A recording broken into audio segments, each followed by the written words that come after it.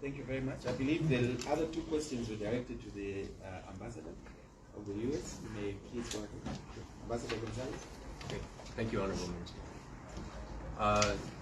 As I recall, there were two questions. The first one was, can this decision by the United States government to cut $50 million in medicines and medical supplies aid be reversed?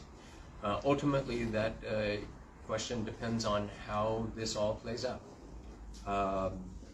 In the shorter time frame, the U.S. is still undergoing a foreign assistance review for all of our non-U.S. AID assistance.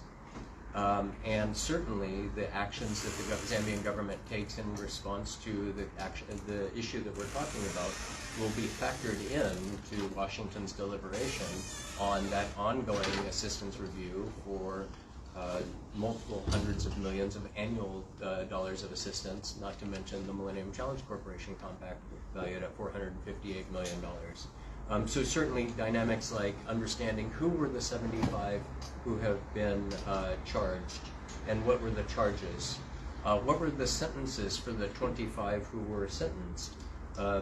Delighted to hear the news about a new bill on increasing the punishment for theft of health commodities. Again, I wasn't prepared for what the purpose of this meeting, so my recollection though is Article 277 of the Penal Code says that one who steals government property gets a punishment of 15 years. Is medicine that is in the possession and belongs to the Zambian government considered government property, in which case would people who are stealing that now before a new bill is presented be sentenced to or charged with that?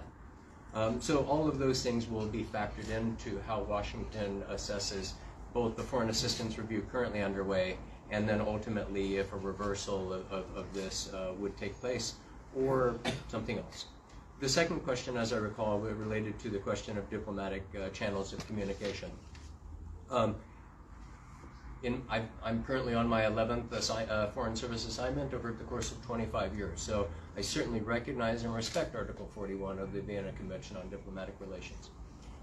That same provision is also embedded in the Vienna Convention on Consular Relations as well, by interest, which is why in September of 2021, the United States, formally through diplomatic channels, sent a letter to the then Minister of Health related to this issue to first raise the government's attention to it.